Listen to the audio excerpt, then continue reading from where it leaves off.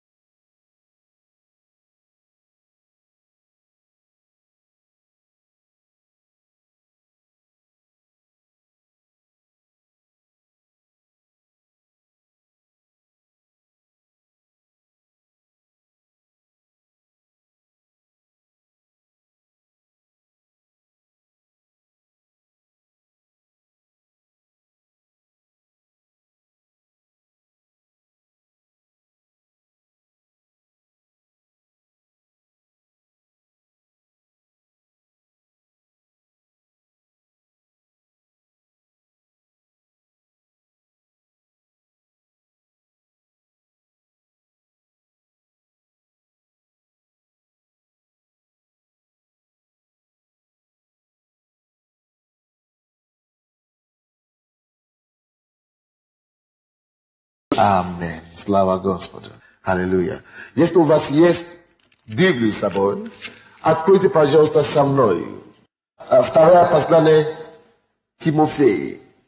Я понимаю, что многие люди, другие были исцелены сегодня, но вы не выходили, потому что мы принимаем только самые первые, кто прибегают сюда вперед, первыми.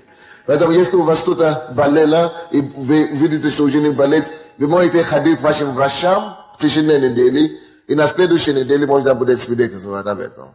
Слава Господу. Второе послание Тимофею, 1 главу. И мы будем читать 7 стих. Второе послание Тимофею, 1 главу. Открываем, 7 стих. Я читаю. Ибо дал нам Бог не дух бояре, но силы и любви, целомудрия. Дорогие мои, мы благодарны Господу, что мы спасены кровью Агнца. Мы однажды осознали грешником. Мы смяли себя и покаялись в грехах. И после этого, то, что Бог обещал, прощение грехов и рождение свыше, или возрождение, произошло в нашей жизни. Мы пережили новое рождение. Наш дух стал живым, и мы стали детьми Божьими. Амин. Каждый человек, кто рожден от Бога, таким образом, посредством покаяния и посредством принятия и исповедания, открытое исповедание Иисуса Христа Господом и Спасителем. Каждый, кто принимает Иисуса вот таким образом и принимает решение жить и ходить с Ним, Бог нам говорит, и Бог обещает, что таким людям Он посылает Духа Своего. И давайте откроем, пожалуйста, Галатам, 4 главу, 6 стих, где Бог обещает и исполняет то, что Он говорит нам. То есть, каждый человек, кто рожден от Бога, кто рожден свыше, получает Духа Божьего. Может быть, вы просите, почему, для чего? Очень просто, дорогие мои. Потому что, когда человек жил без Бога, или просто жил в миру, Библия нам говорит, что каждый человек жил или живет под влиянием или непосредственным воздействием какого-то князя, который использует дух злобы или князь зла, то есть дьявол. Человек, который не принял Иисуса, человек, который не поверил в Бога живого, живет под влиянием духа злобы, то есть духа нищеты, под влиянием сатаны, под влиянием нашества и властей, которые господствуют в духовном мире. Поэтому, когда Бог избавляет человека от греха, когда Он избавляет человека от царства тьмы и приводит этого человека в царство Его Сына, в царство света, в царство Иисуса, Бога живого, Он, чтобы отличать нас от мира сего, Чтобы отличать нас от пороки, от ужасов, от зла, который Господь в этом мире дает нам его печать. И печать его есть Дух Свой. Мы с этого момента могли уже начать обращаться к Богу по-другому.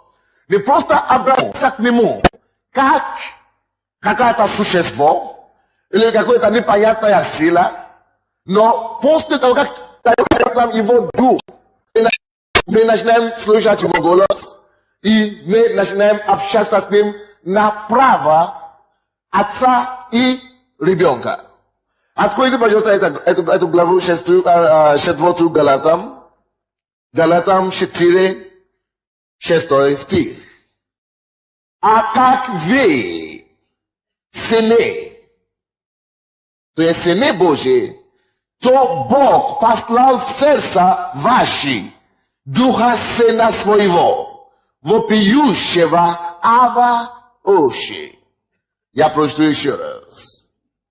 Мы приняли Иисуса, и мы стали сыновьями Бога, так? И Он говорит, итак, а как вы уже теперь сыны, то Бог послал в сердца наши Духа Сына Своего, вопивающего Ава Оши. Что значит Ава Оши? Это значит папа.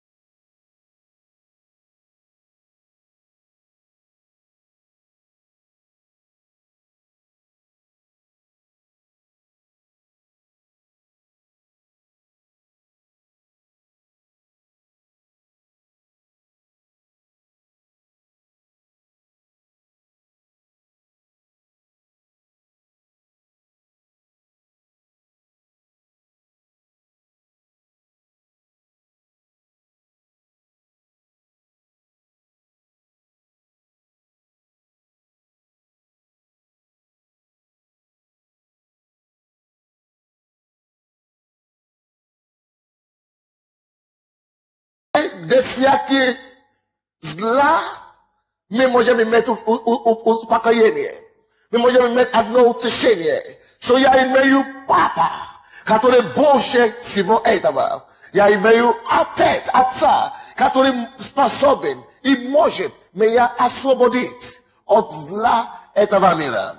Первое послание Иоанна, 5 глава, 19 стих говорит нам.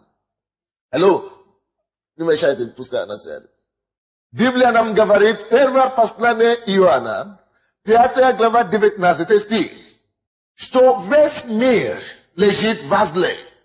Но Бог говорит, мы же победили мир, благодаря Иисусу Христу. Аллилуйя. Теперь, вы уже знаете, что потому что мы приняли Иисуса, мы приняли Его Духа, так? Чтобы мы также назывались сыновьями Бога или дочерями Бога. Он говорит, Он послал нам Духа Своего, который мы можем вопивать сейчас, Ава Оши. Теперь мы с вами должны иметь правильное понимание об этом Духе, который мы приняли. Духа усыновления. Мы должны знать, что мы приняли, что Он не дает в этом злом мире. Поэтому мы начали нашего чтения именно с 2 послания Тимофею, 1 главу 7 стих. Там написано, что ибо мы приняли Духа. Вы забудете себя, что там тоже речь идет о том, что мы приняли Духа. Ибо мы приняли Духа не боязни, а какой Дух мы приняли, там как написано, там, какого Духа мы приняли? Вы можете открыть 2 Тимофею, там, 1 главу, и 7 стих. Ибо нам дал Бог Духа не боязни, но силы.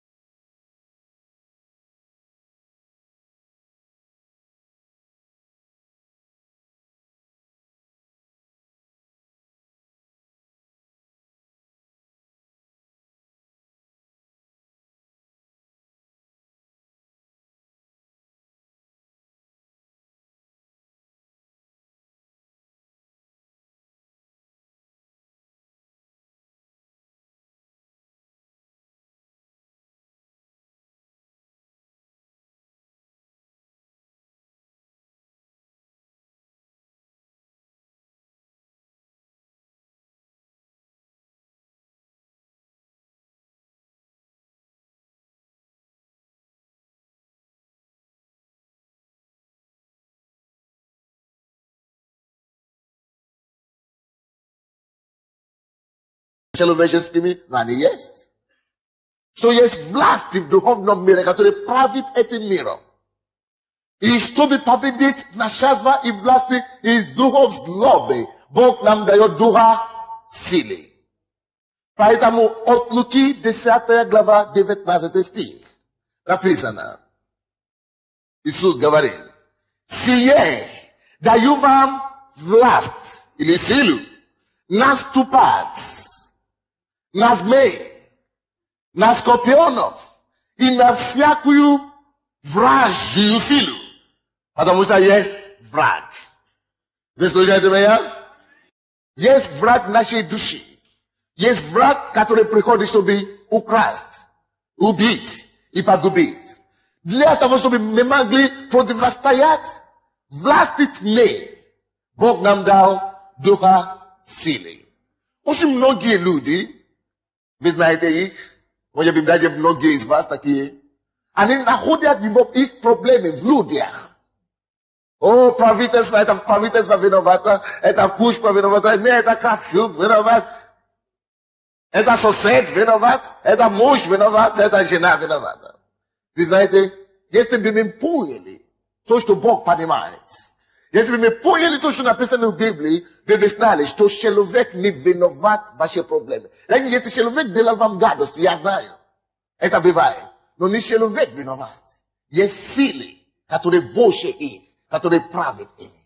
Поэтому Библия говорит, что наша брань не против крови, это Ефесянам 6:12.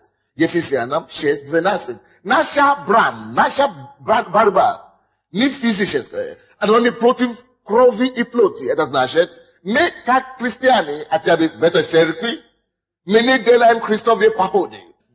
Мы не убиваем, мы не ломаем, мы не воюем против крови и плоти, потому что кровь и плоть не виновата. Иисус, наоборот, пришел, чтобы спасти кровь и плоть, чтобы спасти человека. Это мы не гневаемся на человека. И я хочу, чтобы вы знали, дорогие братья и сестры, не видите источник вашей проблемы, ваши соседа. Поговорите с Богом. Запрещайте дьявола не соседа. Ругайтесь с дьяволом не соседом. Поэтому Бог говорит от Луки там 10:19. Даю вам власть наступать не на соседа, наступать не на правительство. Мы призваны делать, вы знаете, какое у нас должно быть делать с правительством?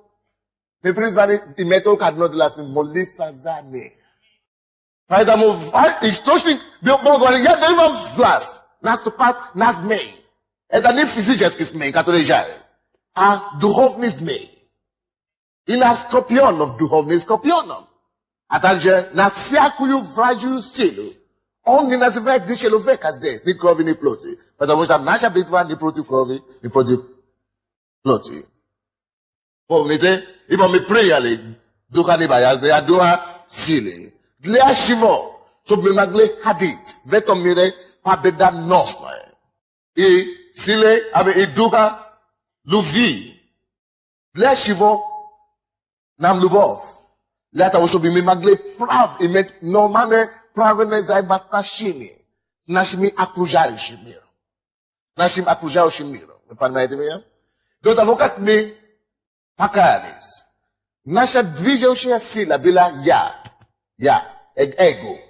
эгоизм. Только ради себя я все делаю. Поэтому Богу необходимо это все заменять. Чтобы вместо духа вместо своего эго, чтобы поставить в нас что-то лучшее.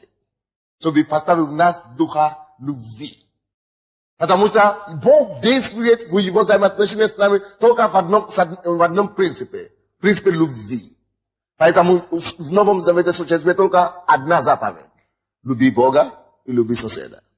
Любовь. Люби Бога. Это имеет два аспекта. Люби Бога и люби соседа. Поэтому, но это невозможно естественной силой. Вы не можете сами любить ваших врагов. Знаете, первый раз, когда я только что уверовал в Бога, я говорю, о Боже мой, поставь левушку и правую. Ой, я не могу это делать. Или люби врагов своих. Как это я сделаю? Я не могу. Но потом, как я начал расти в Боге, я понял, что действительно, нормальный человек не сможет это делать. Обыкновенный человек не может такое делать, серьезно. Но поймите, что мы с вами уже не нормальные, как таково. Не спешите осудить меня, не спешите предвоздить меня. Не спешите, я объясню. Мы нормальные люди. Но, вы понимаете, что я имею в виду, что для мира сего мы уже не нормальные. Как это тебя ударили по левую щеку и ты дал право. Мы не нормальные. И вы тоже не могли бы это делать раньше, до того, как вы пришли к Богу.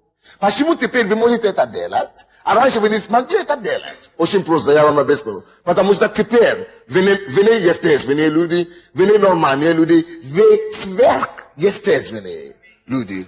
Почему сверхъестественные? Я объясню вам. Мы только что говорили с вами в начале, что мы, которые приняли Иисуса, получили возрождение. То есть мы родились от Бога. Когда ты рождаешься от Бога, ты уже не естественный, ты уже не нормальный, ты уже сверхнормы, сверхъестество, сверхъестественное. Поэтому мы могли нести такие тяжести, которые обыкновенный человек не может нести. Понимаете меня? Поэтому мы не деремся, как верующие. Поэтому мы не даем, око за око, как верующие.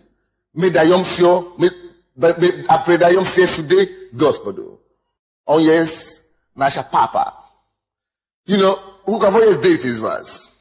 Вы знаете, если ваш ребенок, допустим, 4-летний ребенок, пошел гулять на улице или в садике, и старшие его люди его побили. Так? И хулиганы соседи его побили. И они по 16 лет, подростки его побили. Они сильнее его намного. И он приходит. Что вы думаете? Он начинает сражаться с ними, ему 4 года, а им 16. Что он начнет с ними биться, или он пойдет к папе, если у него есть папа. Папа, это он меня побил. Потому что если ты будешь пытаться этого человека ударить обратно, ты знаешь, ты вызываешь больше гнева. Ты вызываешь себя еще больше, зла. Поэтому зло может поражать только зла. Вы понимаете меня? Только добро может победить зла. Именно тут заключается непонимание мира сего нас.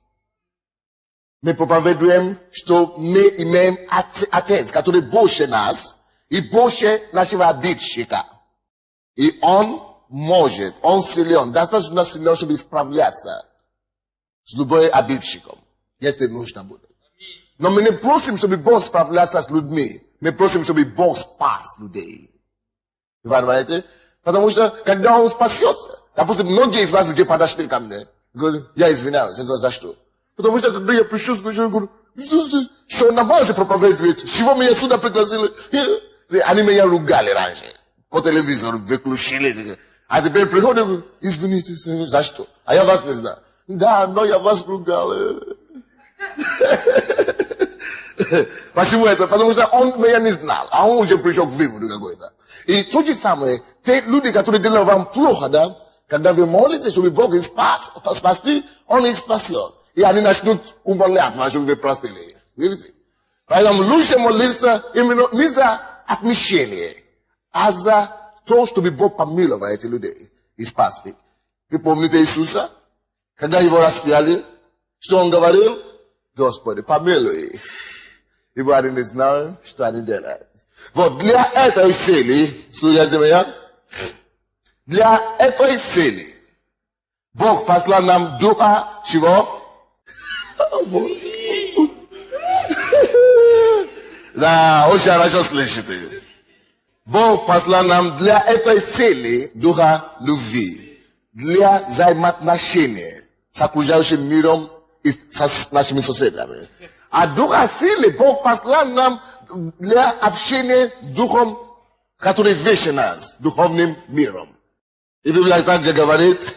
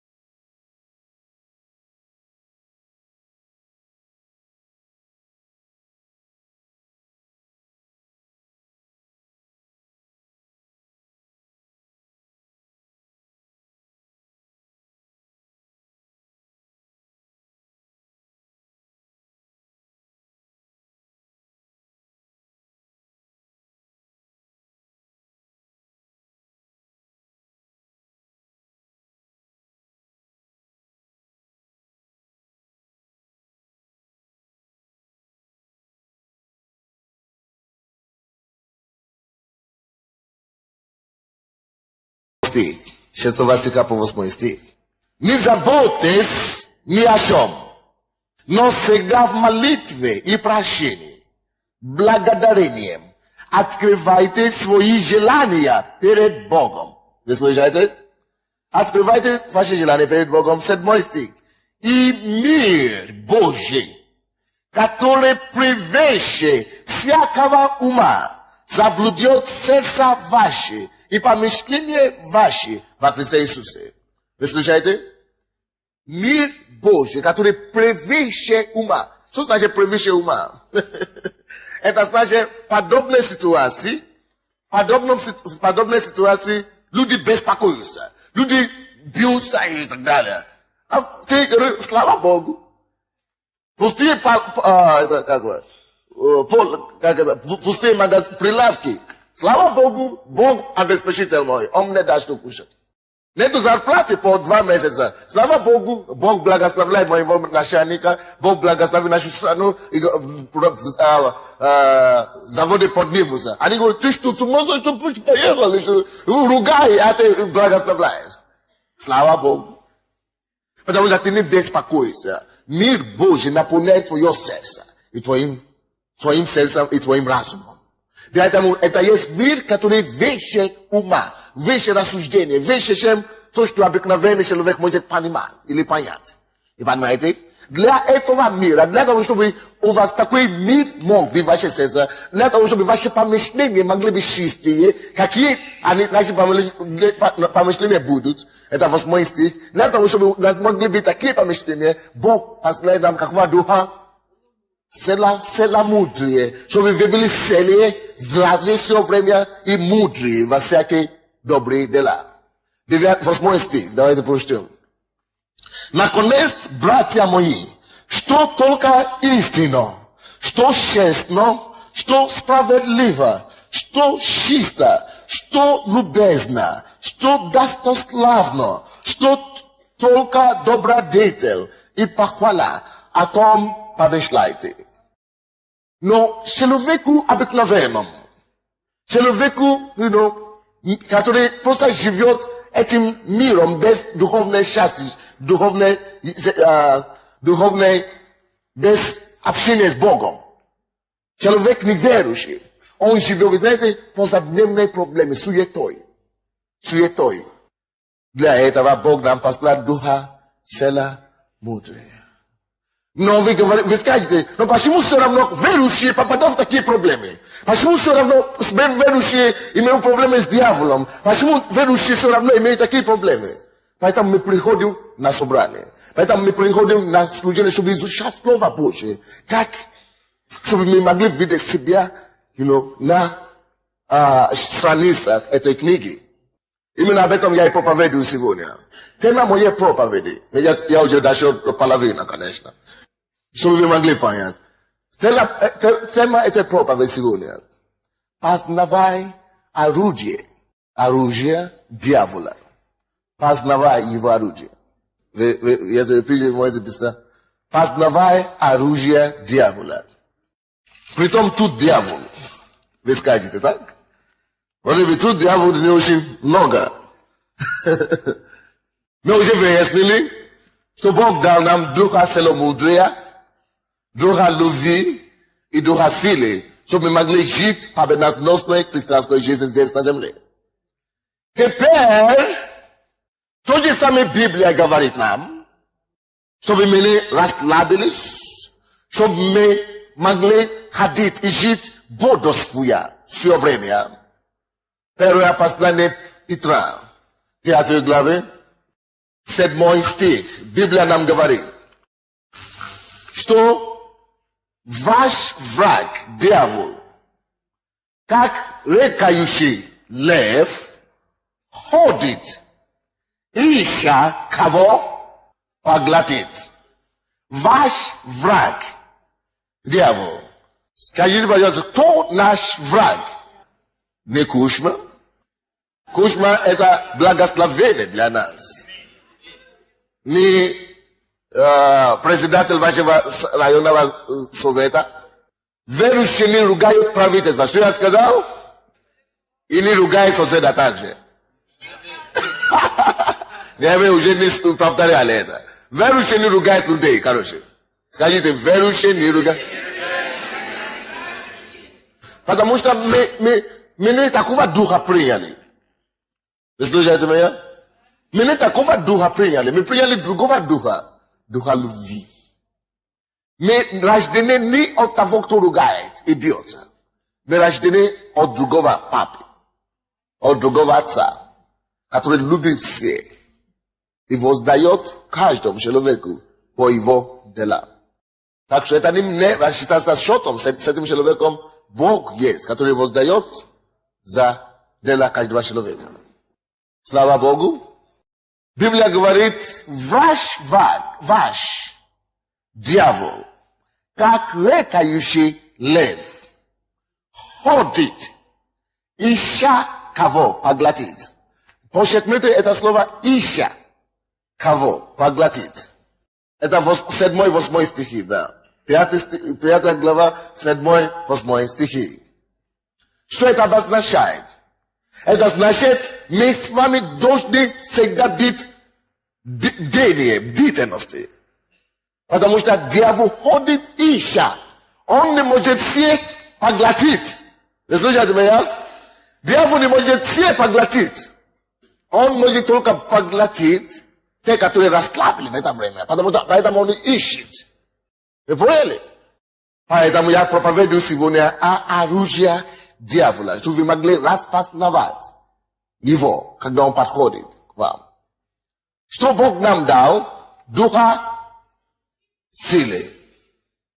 И дьявол знает, что если мы будем сильны и ходить в этой силе, что мы всегда будем побеждать его. Допустим, у меня нет проблем с дьяволом даже. Потому что каждый раз, когда он приходит, чтобы получить. Потому что я знаю, как справляться с ним. Библия говорит, что я даю вам власть наступать на змеи, на скорпионов и на всякую вражью силу. Я ему даю бам-бам-бам. Он получает, он убегает. Потому что написано, что Яков 4:7. Приближайтесь к Богу и противостаньте дьяволу. И он что сделает? Убежит. У него длинный хвостик, он будет правый такой, он убежит от вас. Он убежит от вас. Поэтому дьявол знает, что если вы, как христиане, будете знать и осознать ваши силы в Господе, что у него проблемы и неприятности. И поэтому первое оружие дьявола, напишите, первое оружие дьявола. Дьявол придумывает первое его оружие. Против нашей силы он придумал, знаете что? Он придумал сомнение. Против нашей силы дьявол придумывает чего? Если Бог говорит, просите и получите, дьявол начинает тебя посунывать сомнение. Просите, а если я не получу? А если Бог не даст, я же не такой хороший, я же просил вчера, я не получил. Все. И потерял твою силу. Дьявол вместо нашей силы, он посылает нам постоянно сомнение в Боге. Он хочет, чтобы ты сомневался в Боге. И поэтому большинство мира сего не верит в Бога. Они не знают, что это дьявол их загнал в угол неверия, сомнения. Но слава Богу, что мы сегодня, наши глаза открыты, и мы благодарим Господа, что мы знаем эту книгу, мы читаем ее, и мы понимаем, слава живому Богу. Сомнение, это первое оружие дьявола. Сомнение, первое оружие дьявола. Вы видели людей, которые свидетельствовали сейчас о том, что они исцелены? Вы думаете, что только вас люди пригласили в эту церковь? Или только вы видели нас по телевизору? Нет. Миллионы людей видят нас каждую неделю по телевизору. Но что-то не пускает их. Что это? Сомнение.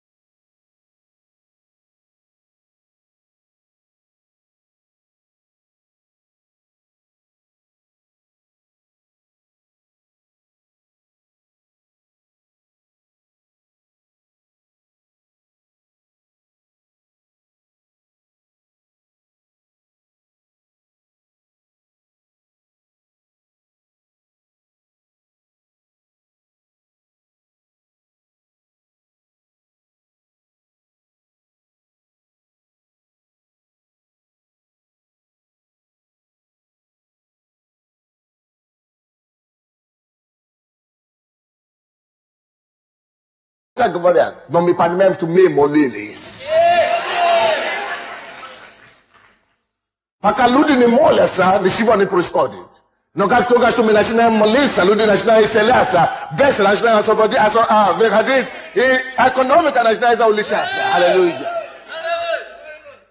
Поэтому мы благодарны Господу за то, что Он открыл нам возможность верить, победить неверие, победить сомнение. Первое оружие дьявола – это что? Дорогие мои, если ты очень сомневался в чем-то, я прошу тебя во имя Господа Иисуса, тот, кто умер за тебя и за меня. Лучше тебе сомневаться в своих сомнениях, а не в Бога живого. Сомневайся в своих поводы, или как доводы. Сомневайся в своих неверия. Но в Бога держись крепко и верно. Библия говорит нам, что верен обещавший. Верен обещавший. Даже тогда, когда мы не с вами не верны, я каждый день ошибаюсь. Но он все еще верен ко мне. Даже когда мы не верны, он прощает нам, показывая свою верность нам. Поэтому первое оружие дьявола. Давайте быстренько посмотрим доказательства в Библии, чтобы это могло дойти до вас. Аллилуйя. Откройте, пожалуйста, вместе со мной. Послание Иакова. Иаков, первую главу. Иаков 1. Будем читать 6 и 7 стихи. 6 и 7 стихи. Давайте с 5 стиха все-таки, с 5, чтобы было понятно. Если же у кого из вас не достает мудрости, если у кого чего-то не достает, особенно мудрости, да просит у Бога, дающего всем, просто и без упреков.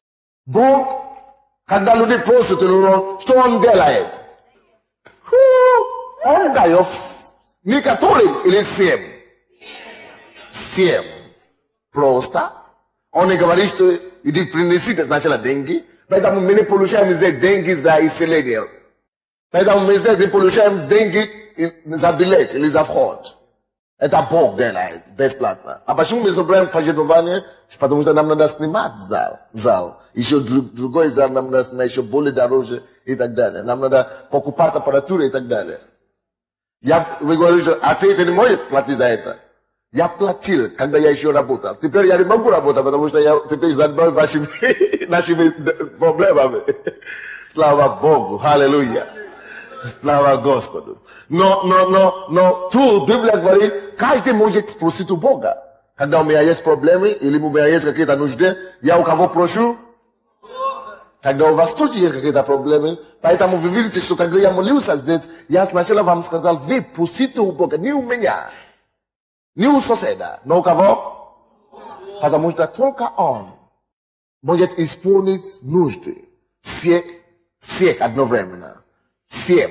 Он дает всем просто и без упреков. Он тебя не жалуется, ты просишь что-то вчера. Я тебе дал вчера. Ты слишком много спрашиваешь. Не. Когда я только что пришел к Богу, я боялся спрашивать слишком много. Ну, я слишком много прошу Бога. Ну, не надо, я только один буду спросить. А у него, видите, у него нету дефицита там, серьезно. Поэтому он дает без упреков. Поэтому радуйтесь, Господи. Он дает без упреков, слава Господу. Аллилуйя, мы благодарим Тебя, Господь. 6 стих. Но да просит с верою, немало не сомневаясь. Немало не делаешь его, не сомневаясь. Потому что сомневающийся подобие морской волны, ветром поднимаемой и развиваемой. Да не думает такой человек, что получит что-нибудь от Господа. Почему необходимо верить? Почему вера необходима? Очень просто. Потому что если ты не веришь в человека, в его способности, тебе делать что-то или тебе что-то дать, это значит, ты его не доверяешь, ты его принимаешь всерьез. Допустим, ваш сын приходит к вам и говорит: папа, мне нужна игрушки на Новый год. Ты купишь мне? Ты сказал: я тебе куплю. Ты написал это даже ему, вот завещание, на. Я тебе куплю. Он говорит: я тебя не верю, ты не купишь. Это значит, он говорит папе, что он обманщик. Поэтому мы должны, Бог так и спросит у нас, чтобы мы верили. Чтобы не принимать его за обманщика, мы должны верить. Когда мы верим его, не сомневаясь, он что делает? Дает без упреков. Поэтому дьявол это знает. И что он делает? Сунул тебя что? Сомнения. Потому что он знает, что евреям 11:6 написано, что без веры угодить Богу невозможно. А если ты хочешь угодить Богу, нужно верить в Бога. Человек, который не верит, он не угождает Богу по-любому. Без веры угодить Богу. Поэтому лучше нам сомневаться в наших сомнениях, чем Бога, или в Его Слове, или в Его призвании. Будем верить Слову Господу. Чьим словам поверите вы? Будем верить Слову Господа. Это наша группа так поет. Это чудесно. Мы будем верить Слову Господа. Слава Господу. Римлянам 13. Быстренько откроем. До того, как мы пойдем дальше. Римлянам 14 глава, 23 стих. Римлянам 14, 23 стих. Наше сомнение тоже речь идет. А сомневающийся, если есть, осуждается, потому что не по вере. А все, что не по вере, то и грех. Сомневающийся, если вы что-то делаете, да, и вы не верите в это, что что-то получится, вы вообще не верите. Библия говорит, все то, что не по вере, это что? Тогда как не грешить? Верить Богу и ходить с Ним. Все то, что не по вере, когда ты сомневаешься, да? Что, может быть, взять это или не взять? Я сомневаюсь. Тогда лучше не делать это. Видите, но иногда Бог проявляет нам милость. Видите эту женщину? Потому что пока я молился за вас, да, Бог мне показывает вещи, и Бог мне просто проговорил. В зале сегодня есть скептики. Молись за них, чтобы Бог исцелил. Это просто Божья благодать. Я молился. Она, наверное, первый раз пришла. Что у нее было? Полиатрит. Она не могла двигаться. И она удивлена. Опухоли ушли, опухшиеся руки освободились, ноги освободились. Я скептик, но теперь я уже верю в Бога. Иногда Бог проявляет милость таким образом. Но основной способ, как Он работает, это чтобы мы верили Ему. Того, то, что Он говорил нам, Он исполнит. А дьявол, этот дьявол посылает сомнения. Так что, если вы хотите что-то делать для Бога, или вы читаете Слово Божие, или вы слушаете Слово Божие, и сомнение приходит к вам, то это сомнение посылает. А? Да, правильно. Это дьявол, потому что сомнение есть первое орудие дьявола. Так что, когда сомнение подходит к вам, вы знаете, откуда оно идет. Сомнение в себе, своей способности, сомнение в Боге, сомнение в Его Слове, это дьявол делает такие вещи. Но слава Богу. Дальше. Второе. Против нашей любви. Вы помните, что Бог дал нам духа силы, духа любви. Так, это второе. Против нашего духа любви. Знаете, что дьявол придумывает? Дьявол придумывает страх. Так что страх — это второе орудие дьявола. Страх — это второе орудие дьявола. Дьявол не хочет, чтобы вы были уверены в себе. Дьявол не хочет, чтобы вы жили спокойной жизнью на земле. И знаете, каждую неделю люди приходят ко мне в офис и везде на улице, люди иногда узнают, они приходят, я не хочу жить. Они хотят покончить самоубийство.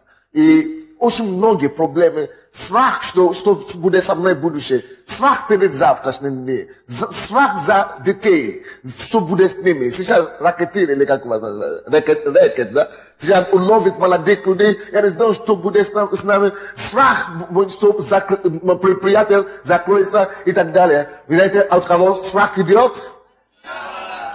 Так что познавай орудие дьявола. О, диагноз, поставили мне диагноз рак и так далее. Страх. Я умру, мои дети еще маленькие. А что Бог говорит? Бог говорит, что ты не умрешь, ты будешь жить и прославить Господа. Это написано в Библии. Пускай врачи говорят, хорошо. Но те же сами врачи, после того, как Бог тебя исцелит, поставят другой диагноз и будут говорить по-другому. Вот эта женщина, как вас зовут? Белая, не знаю. Станьте. Врачи что вам сказали? Вы что, у вас какое-то горло, что у вас там было? Покажите ей, покажите по телевизору. Так. Вы уже были члены церкви, так? Мы помолились за вас, так? Что профессор говорил после того повторного? Так. Комиссар говорит, это профессор? Так. Они не знают, что... Вы почему не сказали, что вы уже побили в церкви? Но надо было говорить, она же не понимает. Слава Богу. Аллилуйя. Представьте. То есть, врачи делают свои работы. Но мы же знаем, что Бог есть тот, кто создал нас. Когда чего-то невозможно, когда ты не уверен о чем-то, знай, что у тебя есть Отец, который усыновил нас и послал нам Духа Сына Своего. Сколько еще получили исцеление от раковой болезни, связанной с раком? Поднимите ваши руки в зале. Слава Богу. Я вижу ваши руки. Видите, в раковой болезни, только после установления диагноза врачей мы принимаем эти свидетельства.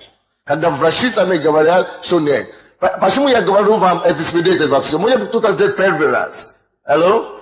Может быть, вы еще не видели то, что Бог делает. Но все, поймите одно, Богу все возможно. Это же всего лишь одно служение. Во втором служении мы зададим тот же самый вопрос, и вы увидите, что будут такие же люди, которые имеют такие свидетельства тоже. Каждый день Бог творит невероятные вещи. Так что твоя проблема не слишком большая для Бога. Не принимай страх. Отвергни страх и верь в Господа Бога твоего. Страх – это орудие дьявола, чтобы уничтожить твою любовь к людям. Потому что если у тебя будет страх, да, внутри, ты не можешь любить людей, ты обеспокоен только о своих проблемах, и ты толкаешься остальных людей. Поэтому Библия говорит, первое послание, давайте откроем, первое послание Иоанна, первое послание Иоанна 4:18, по-моему. Первое послание Иоанна 4:18. Посмотрите, очень интересно. В любви нет чего? Поэтому Бог нам дал духа любви, чтобы выгонить страх от нас. Мы же все жили в страхе раньше, правда? Поэтому Бог вместо страха дал нам духа любви. А в любви там нет страха. Аминь? Вот написано, в любви нет страха, но совершенная любовь изгоняет страх. Слушайте сюда. Когда вы начинаете чувствовать какой-то страх в своей жизни, страх за может быть, детей, страх за работу, за завтрашний день и так далее, вы поймите, что это дьявол приходит, чтобы украсть вашу любовь. Потому что если у вас есть совершенная любовь, то она бы изгнала этот страх. Когда я пришел к Богу, я тоже был больным человеком. За меня помолились, Бог меня исцелил. Я слышал проповедь о страхе. И я благодарю Господа, что я слышал эту проповедь.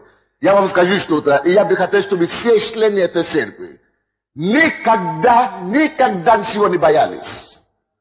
Даже смерть, мы не боимся смерти, потому что мы христиане. Самое худшее, то, что случится с нами, это умереть.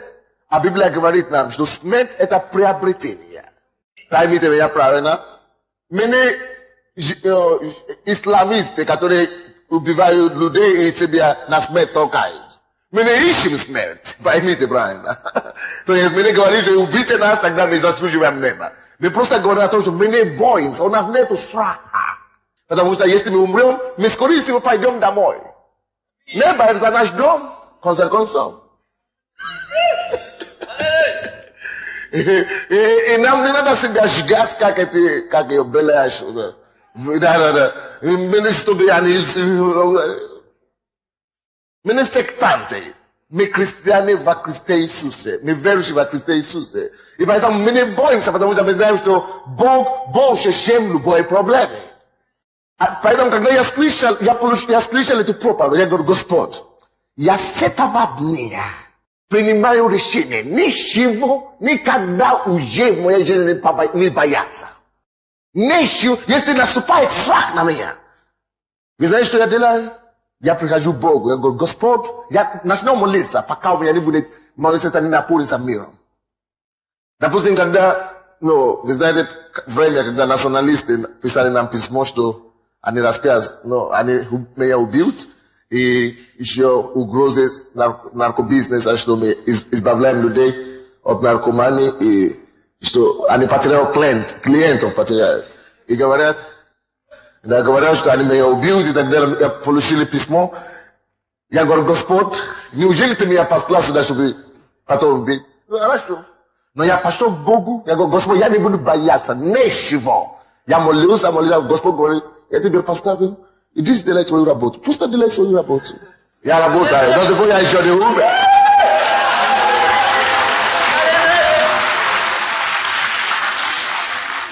Слава Господу.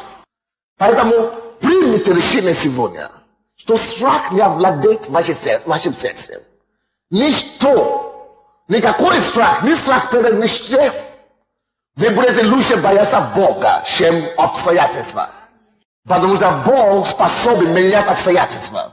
Я уже принял, люди, которые близко ко мне общаются, вы все, которые, вы знаете, нас так много, вы не все имеете доступ ко мне каждый день. Но люди, которые меня видят в офисе, или которые приходят, они знают, что ничего меня не страшит. Я всегда спокойно принимаю все, слава Богу. Потому что Бог говорит, что Он не допустит, что даже волос нашей головы упала без Его разрешения. Так зачем тебе тогда бояться? Потому что страх – это мучение. Дьявол таким образом приносит мучение человеку. Посмотрите, 18 стих, тут же написано, что совершенная любовь изгоняет страх, потому что в страхе есть мучение. Видите? В страхе есть мучение. Поэтому страх – это всего лишь способ дьявола, так? Принести мучение в жизни людей. Дорогие братья и сестры, видите, я стою на колене. Не мучите себя через страх. Не мучите себя. Я прошу вас, потому что в конце концов Бог вас исцелит. Я помню, когда эта женщина подошла ко мне на ночной молитве, на ночной службе. Она подошла, поставили мне диагноз раковой операции в приступе. Не беспокойтесь. Давайте будем молиться Богу. И мы помолились. И Бог сделал чудо.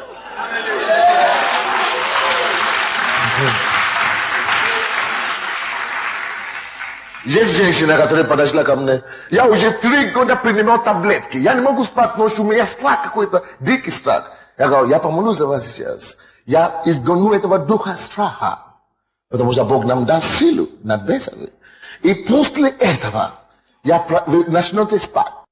Потому что Бог дал нам не духа страха, а духа любви. И наполняйте себя любовь Божией.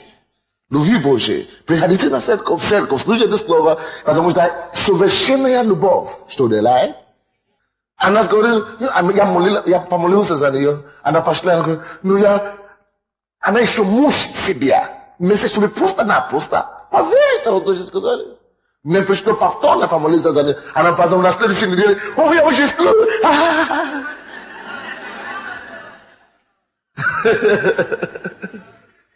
Потому что любовь Божья изгоняет страх. И последняя фраза, там что там написано дальше? Боящийся несовершенной любви. Так что если вы боитесь чего-то, это значит что-то в вашей любви. Либо к человеку, соседям, либо к Богу что-то не то. Но есть иногда, когда дьявол посылает духа страха, бесы. Когда вы не можете себя контролировать. В этом случае вам уже надо подойти ко мне или к вашему лидеру, чтобы они помолились за вас. Нужно изгонять этого страха. Но когда у вас страх подходит к вам, возьмите это место Писания, 2 Тимофея 1:7 говорит, что Бог, в Библии написано, я не буду сомневаться в Боге, написано, что Бог не дал духа страха, а дух это любви. Поэтому я буду любить, я буду полный любви, я отказываюсь от страха во имя Иисуса. Понимаете меня? Примите твердое решение, что ни за что, ни перед чем я не буду страшиться. Амин? К Римлянам, вы можете читать дома, 8:15. Там написано такое, что ибо Господь освободил нас от рабства, так? Страха.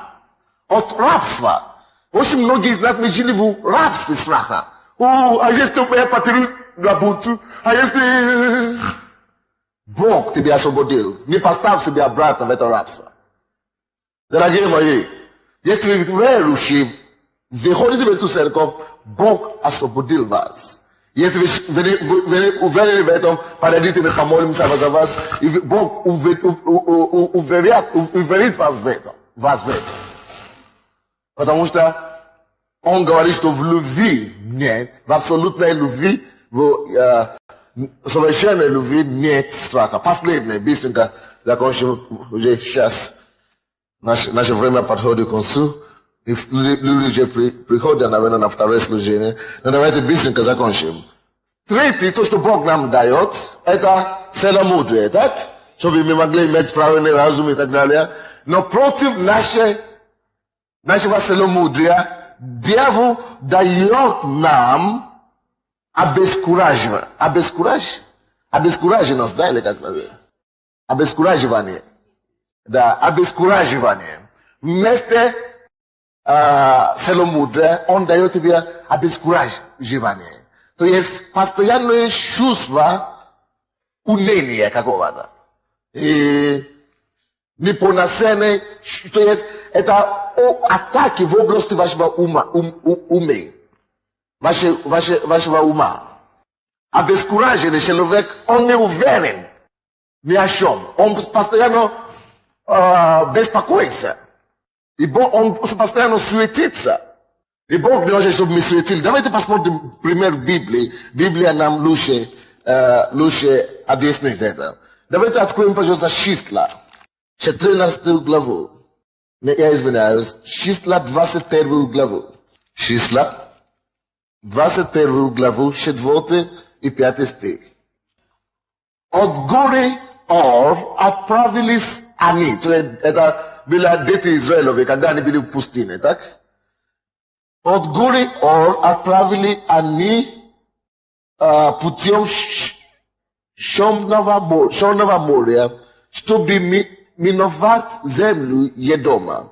И стал малодушествовать народ на пути. Малодушествовать, я не знаю, какое другое слово для этого. Короче, это значит, они стали суетиться, короче. Они стали сомневаться. Они стали обескураживаться. Вот. И 5 стих. И говорил народ против Бога и против Моисея. Теперь слушайте. Когда обескураженность приходит к вам, когда неуверенность приходит к вам, когда опасения, такие уныние приходит к вам, вы знаете что? Вы начнете жаловаться. И на людей, и на правительство, и на кого угодно, и даже на Бога иногда. Вот тут обескураженность подошла к людям, к народу, и они все начали жаловаться против, говорить против Бога и против Моисея. Вы понимаете, почему очень много жалоб в миру ходят, гуляют. Поэтому даже не интересно уже смотреть телевизор, не интересно уже смотреть, даже читать газету, потому что только плохие новости, негатив. негативно люди говорят. Только как будто уже нету надежды, ничего уже не получится. Но мы верим, мы верующие, мы молимся Богу, все будет хорошо на земле украинского во имя Иисуса. Люди, которые жалуются обычно, люди, которые говорят отрицательно постоянно, это, вы знаете почему? Потому что они не имеют надежду. Они обескуражены. И это тоже случилось здесь. В пустыне, они начали говорить против Бога, против Моисея. Зачем вывели вы нас из Египта, чтобы умереть нам в пустыне?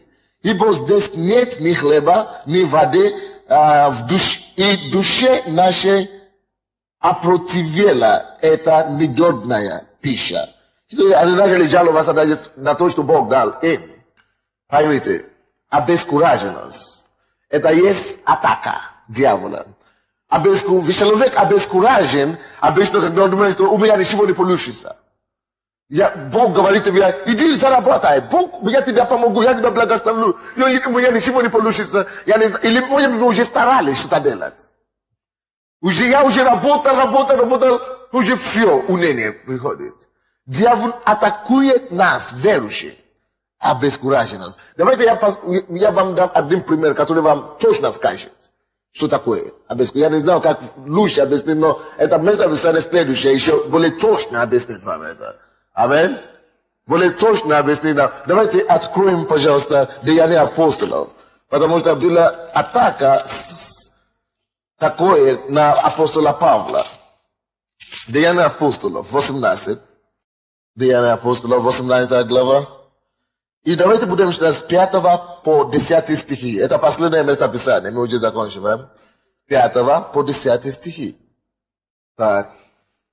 А когда пришли из Македонии Сила и Тимофей, то Павел понуждаем был духом свидетельствовать Иудеям, что Иисус есть Христос. Но как они противились и злословили, то он, отрясши одежды свои, сказал к ним: кровь ваша на головах ваших я чист отныне, иду к язычникам. То есть Бог ему послал к иудеям, так? Потому что они противились того, что он говорил. Они его не воспринимали. Он что делал? Обескураживался, он разочаровался. Вы слушаете меня? Таким же образом дьявол давит нас иногда. Вы пришли в церковь, да? Вы начали ходить в церковь, и дьявол начал атаки на вас, чтобы вы могли обескураживаться. Чтобы вы могли попасть в уныние и говорить, что нет, я разочаровался, ничего не получилось, я пошел. И Павел чуть не попал в это искушение. Он говорит, я пошел к язычникам, и 7 стих, и пошел оттуда, и пришел к некоторому чущему Богу, именем Иусту, которого дом был подле синагоги. Христ же, начальник синагоги, уверовал в Господа со всем домом своим, и многие из коринфян, слышая, уверовали и крестились. Господь же в видении ночью сказал Павлу: не бойся, но говори и не умолкай. Видите, не бойся, говори и не умолкай. Ибо я с тобою, и никто не сделает тебя зла. Потому что он не боялся, он хотел убежать. А Бог говорит, что не убежай. Я с тобой. Никто тебя не сделает зла, потому что у меня много людей в этом городе. А как называется такая атака? У Павла раньше была целомудрие. Он не сомневался ни в чем. Он работал, здравое место и так далее. И тут дьявол бац! Люди не принимают, я уже разочаровался. Обескураженный. Он хотел уйти. Но Бог, слава Богу, что он остановил его. Поэтому, если Бог тебе сказал что-то делать, если ты уже служишь Богу, то не смотри на те атаки и обстоятельства, которые окружают тебя. Просто верь Господу и идти дальше, служи Ему дальше. Вы слушаете меня? Дьявол будет всегда атаковать вас, чтобы вы могли бросить, говорить, все, я уже устал, я уже не могу больше. Но верующий человек так не поступает. Потому что Бог дал нам не духа боязни, а духа силы, духа любви, духа целомудрия. А дьявол, чем он атакует нас? Сомнением, так? Страхом, Обескуражености, слава Богу. Я ощущу, чтобы вы теперь повернули лицо обратно на дьявола и атаковать ему сегодня. Потому что Библия говорит, что я даю вам власть наступать на змей, на скорпионов и на всякую вражью силу. То есть, мы не наступаем на людей, мы наступаем на кого? На всякую вражью силу на дьявола и на все его силы, на сомнения, которые он приводит против нас, на страха, которые он приводит против нас, и на обескураженность, которые он выступает против нас. Поэтому скажите Господу сегодня, что освободи меня от страха, освободи меня от обескураженности, освободи меня от сомнения. Я тебя буду верить и буду ходить за тобой сегодня. Я верю в тебя, я буду двигаться с тобой. И я отказываю от страха, я отказываю от обескураженности, я отказываю во имя Иисуса от сомнения. Я принимаю победу от моего Бога, я принимаю духа силы, я принимаю духа любви, я принимаю духа целомудрия. Поговорите с Господом, каждый человек по себе. Есть орудие дьявола против вас. Страх. Сознательно откажитесь от этого. Сомнение. Сознательно бросьте сомнение и верьте Господу и Его Слову. Скажите дьяволу, что он не возьмет вас обескураживание. У вас страх перед будущим. Отдайте вашу жизнь Богу. Он знает будущее, он знает завтра. Он сделает все лучше для вас. Он знает то, что вы нуждаетесь. И просто отдайте ваше будущее Богу. Отдайте ваше завтра Богу. Скажите ему, Господи, я отдаю тебе мое завтра. Я отдаю тебе мое будущее моих детей. Я отдаю все тебе. Я не буду бояться больше. Я не буду сомневаться, что все будет хорошо. Все будет хорошо. Потому что ты поэтому и спас меня. Все будет хорошо со мной. Может быть, ты сомневаешься в своей силе, ты сомневаешься в своей способности, ты сомневаешься, что Бог исполнит Его Слово относительно от моего Бога. Я принимаю духа силы, я принимаю духа любви, я принимаю духа целомудрия. Поговорите с Господом, каждый человек по себе. Будет дьявола против вас. Страх. Сознательно откажитесь от этого. Сомнение. Сознательно бросьте сомнение и верьте Господу и Его Слову. Скажите дьяволу, что он не возьмет вас обескураживание. Будущее, у вас страх перед будущим. Отдайте вашу жизнь Богу. Он знает будущее, он знает завтра. Он сделает все лучше для вас. Он знает то, что вы нуждаетесь. И просто отдайте ваше будущее Богу. Отдайте ваше завтра Богу. Скажите ему, Господи, я отдаю тебе мое завтра. Я отдаю тебе мое будущее моих детей. Я отдаю все тебе. Я не буду бояться больше. Я не буду сомневаться, что все будет хорошо. Все будет хорошо. Потому что ты поэтому и спас меня. Все будет хорошо со мной. Может быть, ты сомневаешься в своей силе, ты сомневаешься в своей способности, ты сомневаешься, что Бог исполнит Его Слово относительно тебя, ты сомневаешься, что, может быть, у тебя что-то получится в жизни. Скажи Богу, что, Господь, я верю в Тебя, ибо без веры угодить Тебя невозможно. Но я верю в Тебя, Господь, я отказываюсь от сомнения. Я буду верить Господа, со мной все будет хорошо, ибо написано в Слове Божье, что Он пришел, чтобы дать мне жизнь, и жизнь с избытком. Поэтому все со мной будет хорошо, у меня будет жизнь с избытком, у моей семьи будет жизнь с избытком и так далее. Вы поговорите с Богом о своем положении. Он знает вас. Поэтому Он дал вам это слово сегодня, чтобы вы могли жить победы.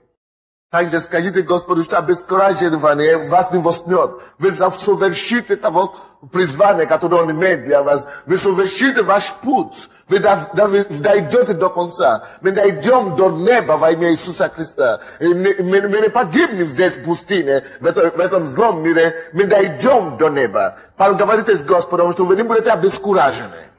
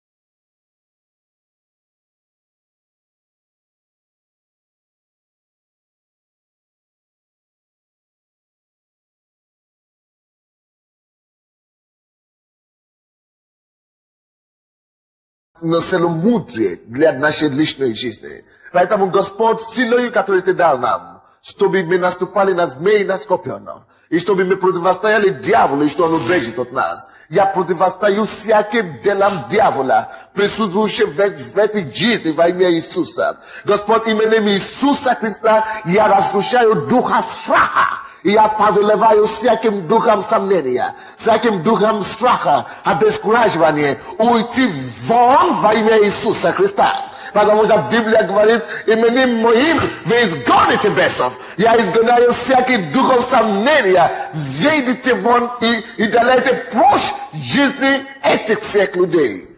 Пускай твой народ, Божий мой, живет в мире, покое, уверенностью в будущее. Во имя Иисуса Христа, чтобы мы все совершили наше поприще и наше призвание, чтобы наша страна могла подняться и быть на том месте, где Ты хочешь поставить ее среди народов мира сего. Мы благодарим Тебя, Господь, что Ты услышал нашу молитву, ибо Твое Слово говорит, что просите и получите. Мы просили сегодня веруя от Тебя и знаем, что Ты уже услышал.